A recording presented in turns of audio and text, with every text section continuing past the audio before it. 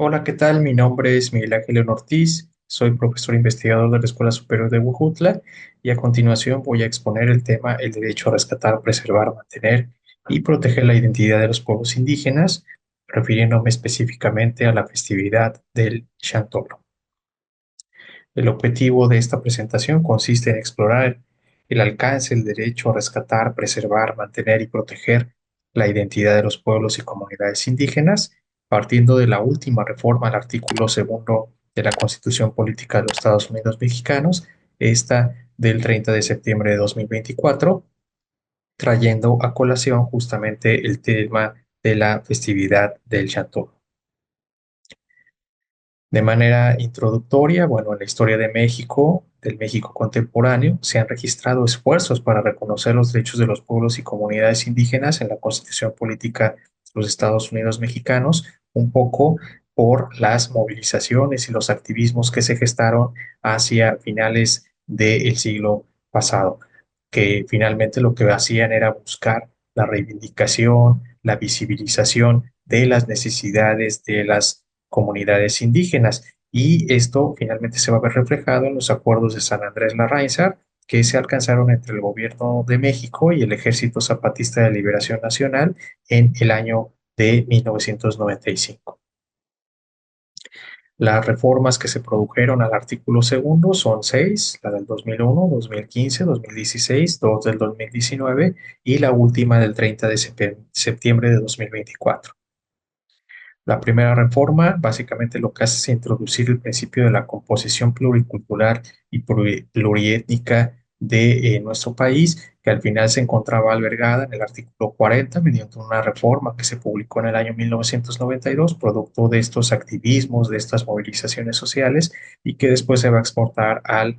artículo segundo constitucional. También se establecieron las autoridades y medios encargados de garantizar los derechos de estos pueblos y comunidades indígenas y se impulsó el desarrollo económico, social y cultural, aunque en realidad no se ha materializado del todo, o al menos no como quisiéramos en la realidad actual. La segunda reforma básicamente lo que busca es refrendar el reconocimiento del derecho a la libre determinación de los pueblos indígenas. Se confirieron facultades para elegir a sus autoridades y representantes de acuerdo con sus normas y prácticas internas ancestrales, y además se reconoció la igualdad sustantiva entre las mujeres y los varones, que, como ya lo señalé, pues de alguna forma no se ha visto materializada en la esfera real.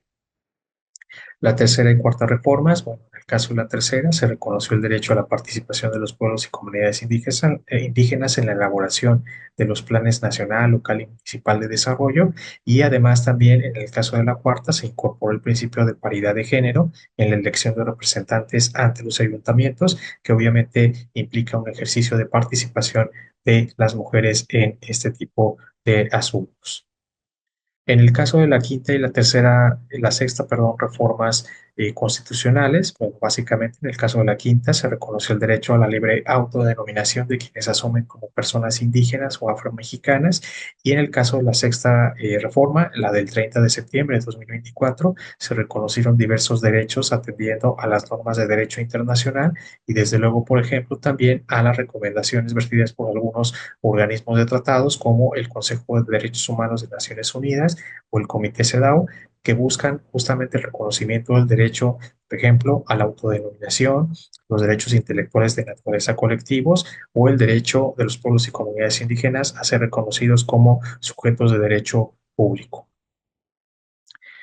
¿Qué implica este derecho a mantener, a preservar, a conservar, a rescatar, ¿no? Las expresiones culturales de los pueblos originarios? Bueno, pues busca básicamente la posibilidad de que los pueblos y comunidades indígenas puedan practicar su cultura y además también puedan en un momento dado hacer un ejercicio pleno para garantizar la continuidad de estas prácticas y cosmovisiones ancestrales, de tal manera que se asegure su continuidad y se evite su extinción.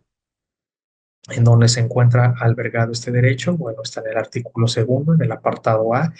y en concreto en lo referente al derecho a la libre determinación, o como parte de este derecho a la libre determinación, pues vamos a encontrar a este derecho que básicamente comprende todos los elementos que constituyen la cultura, la identidad de los pueblos originarios y además pues, también implica el reconocimiento de la propiedad intelectual colectiva, que creo que era una de las materias pendientes en este asunto. Además, también esto implica el respeto, el reconocimiento para proteger, para garantizar el patrimonio y cultural, material o inmaterial de los pueblos originarios y esto desde luego se tiene que ver reflejado en las disposiciones legales que se desprenden de este artículo, de esta disposición constitucional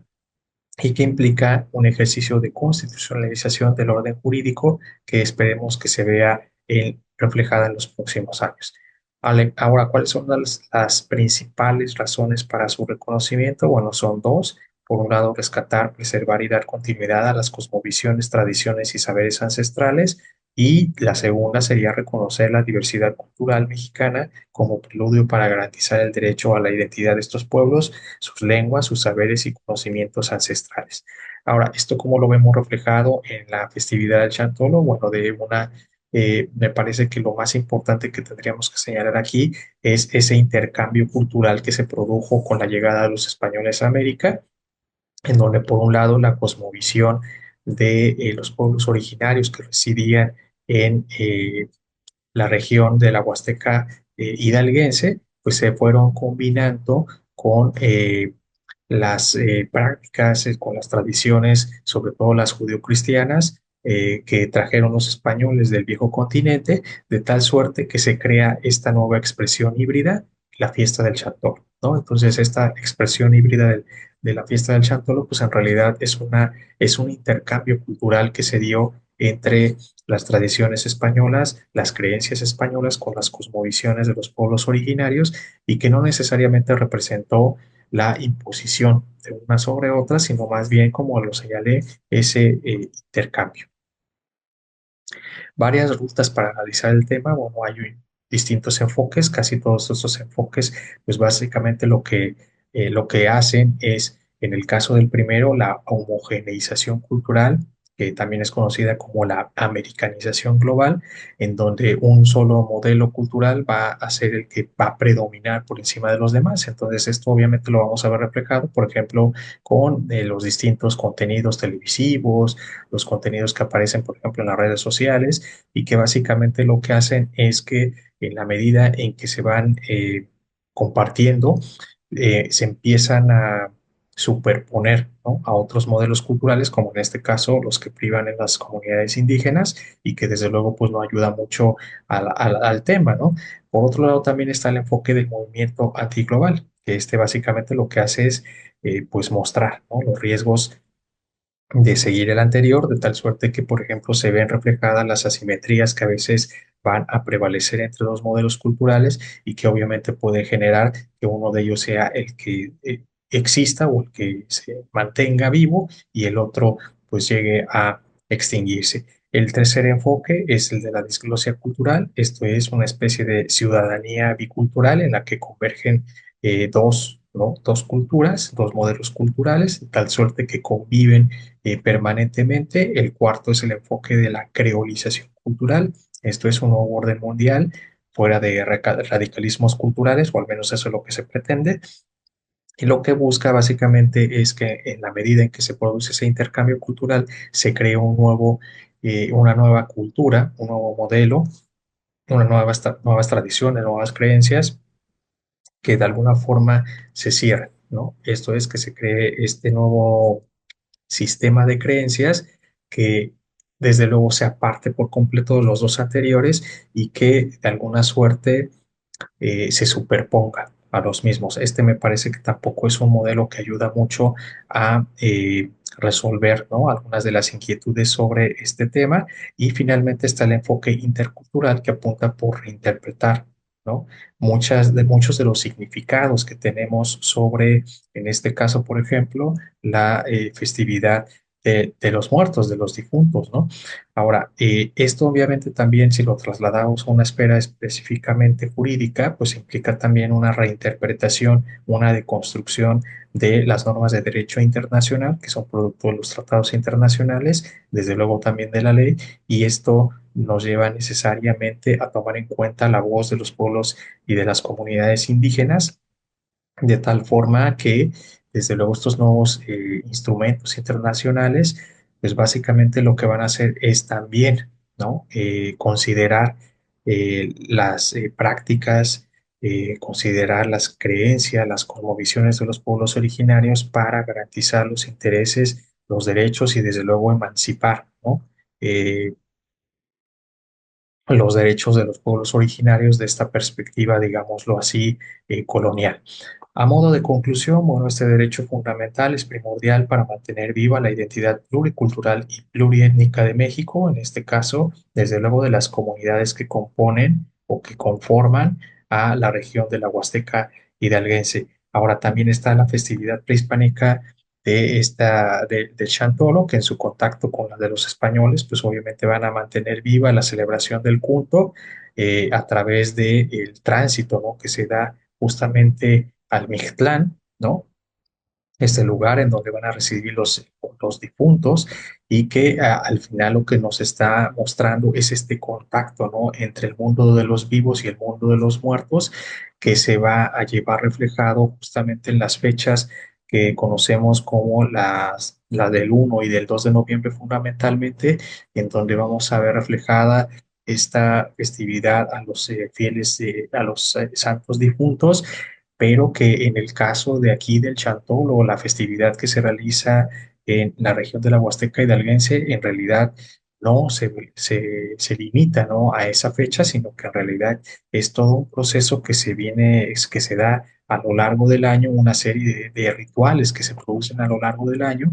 que tienen todos ellos, se entremezclan, además también con las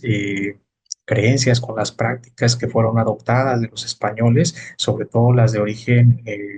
judeocristiano, y que nos llevan desde luego a analizar el tema desde una perspectiva intercultural en donde, más allá de que se superponga un modelo cultural sobre el otro, en realidad lo que se produjo fue una hibridación cultural. Ahora, finalmente, pues esto nos lleva a reflexionar sobre el último punto, es decir, sobre la interculturalidad como un mecanismo para borrar justamente las asimetrías entre dos o más culturas, que me parece que al menos en la esfera del derecho es fundamental, porque la interculturalidad no busca que uno de esos modelos culturales se superponga al otro, sino más bien que en ese intercambio cultural se desdibujen esas asimetrías, ¿no? Y que en realidad prevalezcan ambos modelos jurídicos o ambos modelos culturales, pero que en ese intercambio se evolucione, se progrese, ¿no? Se creen nuevos sistemas de creencias, porque al final cualquier cultura pues está expuesta justamente a los devenires de la historia. Bueno, con eso terminaría mi presentación. Muchísimas gracias. Este video es presentado por el Sistema Ciencia Garza Educativa de la Universidad Autónoma del Estado de Hidalgo.